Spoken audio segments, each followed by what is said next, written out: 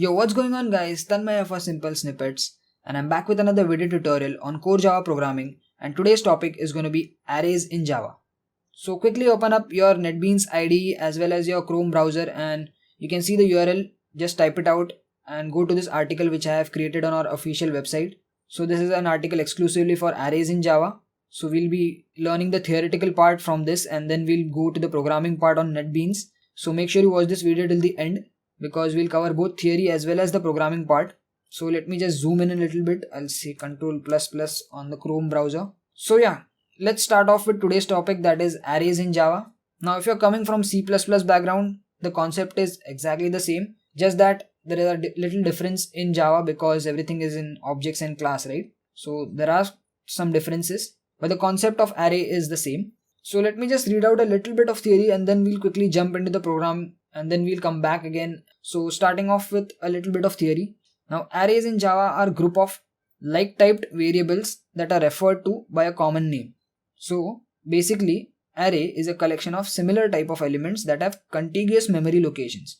So we'll talk about what this contiguous word means because it is a little bit important to understand this concept or this word. And following are some important points about Java arrays. Now arrays in Java are objects. Again, everything is in objects and class in Java. So arrays in Java are objects, okay? In Java, all arrays are dynamically allocated. So we'll discuss that in a minute. Java arrays can also be used as static field, a local variable or a method parameter. The size of array must be specified by an int value and not long or short. The direct superclass of array type is object.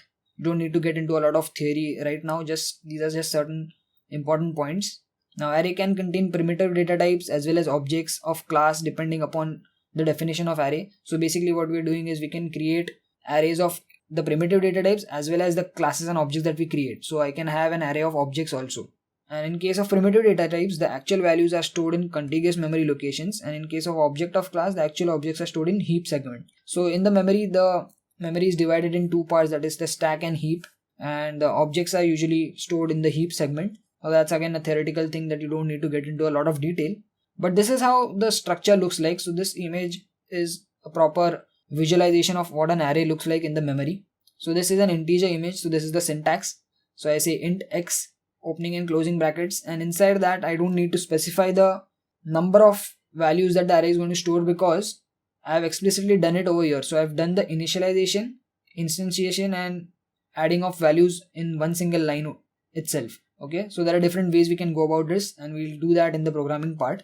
So this array holds 5 values, 34, 21, 266 and 567, and it holds all integers because it is an integer typed array. You can see new int, and since it is an object, array is treated as an object, we have to instantiate using the new keyword. Okay, only then the memory is actually going to be allocated. So inside the memory you can see the memory is in contiguous memory locations. So that's where the contiguous memory location comes into picture. It is not continuous. Continuous would be 1000, 1001, 1002. However, it is contiguous because it depends upon the data type. Now since the data type is int, you know that int takes 4 bytes, right? So considering that this is in bytes, after 1000 we are allocating 4 bytes for the first element in the array, right? So the next element would be at 1004th address, right? So this is in address, the yellow ones are address, the green ones are the indexes, and the array index always starts from 0, keep this in mind, it does not start from 1, and these pink ones are the actual values. So that's why the contiguous memory location term comes into picture. Always remember contiguous and continuous is different. So this contiguous would change for a character, right? So if character is taking only 1 byte, in this case the next memory location would have been 1001, right? So we are assuming the address as 1000. It would be different and the addresses are some weird numbers, but just for the understanding purpose we are taking this address. So this is how the visual representation of an array is actually in the memory. And then we have different types of arrays. So just like in C and C++ we have single dimensional and multi-dimensional arrays. Even in Java we have multi-dimensional arrays, but we'll talk about multi-dimensional arrays in the next video. Right now we'll just focus on single dimensional arrays. So now let's move on to the practical part. Let me just first show you how it looks like. So the general form of one dimensional array is the type of the array, that is int, double, string, whatever be the type. It can also be a class, and then the array name, and then opening and closing square brackets, or it can be type, then square brackets and then the name. Both are valid. So here's an example of how to go about it. You can see int array. So int array is the name, int is the data type, and then opening and closing square brackets. Now there is one important thing that you need to know. Although the above first declaration establishes the fact that int array is an array variable, so here you have established the fact that this int array, that is the name of the array, is an array which is going to store integer elements, okay, only integer elements. However, the actual array is still not created in the memory because we have just declared it over here. We haven't yet instantiated because it is an object. So that's why this line only tells the compiler that this int array variable will hold an array of integer type. To link the array with the actual physical arrays of integer, you must allocate using the new keyword, okay. So this is what I'm trying to say. So here's the instantiation of an array. You can see var name new. So when you use the new keyword, you're actually instantiating it and giving it memory. So here's that example that I'm talking about. The first line says that there is going to be an array named int array who's going to store only integer values, and then at the line 2 I'm saying new int, and then I'm saying 20, which means that this array has been allocated spaces of 20 integers in the memory because we are instantiating it using the new keyword. So another way was int opening and closing square brackets and the name. So both are valid. So this is combining both statements, so declaring as well as instantiating. So then there is another note that elements in the array allocated by new will automatically be initialized to 0 or whatever the default values are, right? So we've talked about default values when we covered the variables and data types. So every data type has its own default value which will be allocated when we use the new keyword, if you don't actually yourself explicitly allocate any value. Now you can also directly allocate the numbers, that is the variable values that are going to be stored in the array also. So this one line does all the three things, that is declaring, instantiating and adding the values also. So in this one line we are doing all the three tasks. And here you can see you don't have to give the number also, that is the number of elements being stored. It directly takes the number from the number of values being passed. So here it is 10, right? So it will directly understand that this array is going to be of size 10. And the size of the array always needs to be predefined or pre-known in the program. You cannot have that size in runtime. That's one drawback of arrays. So yeah, this was a little bit of theory. Let's quickly jump to the programming part. So I'm just going to create an integer array. So I'm going to say int arr. So this is me declaring an integer array, okay. So suppose I want to store the first 10 values, that is the first 10 numbers starting from 1 to 10. So now I'm going to allocate that memory to the array. So I'm going to say arr is equal to new int, and inside that I'm just going to say 10. So this array will now get an allocation of 10 variables, that is it can store 10 integer variables in the array. So I can say arr of 0 is equal to 1, arr of 1 is equal to 2, and I can go about doing this till 10 numbers. But this seems like a very tedious job, right? It doesn't seem efficient. And let's say you want to store 100 variables or 100 integers. Are you gonna just copy paste this and type it out 100 times? No, right? So here's where the for loop can be used, or any looping control statement can be used to take input. Now because we have an index in array, it gives us an advantage that we can iterate that index. So let me show you how. So I'm gonna say for int I equals to 0, I less than 10, I plus plus. Okay, the bracket needs to be over here. Now before that I can say system.out.println, enter 10 numbers. And in the previous video we learned how to take input from user, right? So I'm going to say scanner scr is equal to new scanner. Inside that I'm going to say system.in. So I'm going to use the scanner object to take input. And now I'm going to say arr of I is equal to scr dot next int. Okay. So what I did is I'm just going to iterate that I value in the for loop, and since array can be iterated in between 0 and 10 because our array size is 10, right? So starting from 0 to 9 we can go. So that's why our for loop will also run from 0 to 9 according to this condition. It will start from 0 and it will run till 9 because our condition is I less than 10. So we can iterate that array, right? Similarly, to print the values, I can again use that same for loop. So I'm going to say 10 numbers are, just copy this entire for loop, and instead of here taking input, I'm going to say system.out.println. I'm just going to print arr of I, that's it.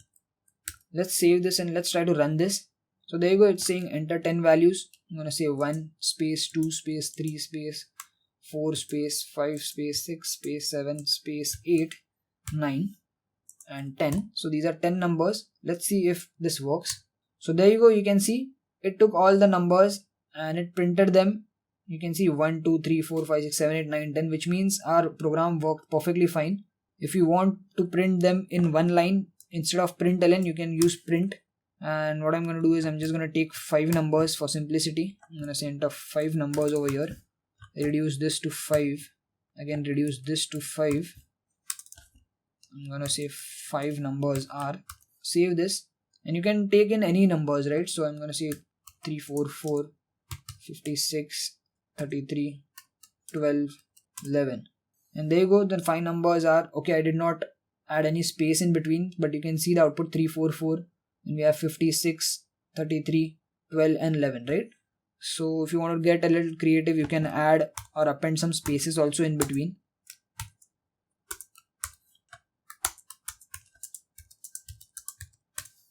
So there you go, you can see 1 2 3 4, and you can see I entered one number extra, 77, but it was not stored because our array can only take 5 numbers. So this was not even stored inside our array. So yeah, this is how you can create your own array. Now this array is an integer type.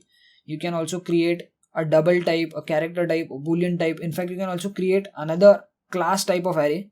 So we also have those kind of arrays. Let me just quickly jump to the theoretical part wherein I have discussed array of objects. So quickly moving on to the website, let's see. So these are some examples. You can directly go to this website, copy and paste this inside your NetBeans. So you already have the code, but I would recommend that you type it out yourself. So here's that code for array of objects. So an array of objects is created just like an array of primitive types in the following ways. So here you can see we have a class named student. It has some instance variables. It has its own constructor. And then we have public class gfg something class. And then we have our main method inside that class. So what I'm doing is I'm creating an array of this student class. You can see student over here. And then I'm creating or allocating 5 memory objects. So I can store 5 objects of student class inside this array. So array of 0, I'm saying new student, and I'm creating or passing that values in the constructor. So parameterized constructor, I'm calling the parameterized constructor. Array of 1, I'm saying student 2, Vaibhav. Array of 2, I'm saying student 3, Shikhar, and so on and so forth.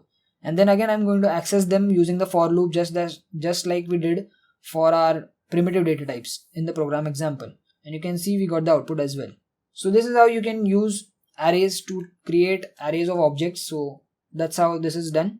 And yeah, if you're wondering why we use arrays instead of the variables, consider that you have to store hundreds of values of student roll numbers, right? So instead of creating a single variable, let's say S1, S2, int S3, int S4, for example, like that, if you're going to create 100 variables, that will be very tedious if you want to access some of the variables, right? And again, it's a time consuming process. You have to create so many variables.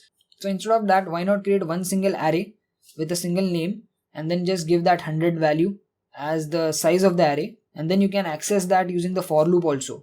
So let's say you want to print 50 student names or 50 student roll numbers.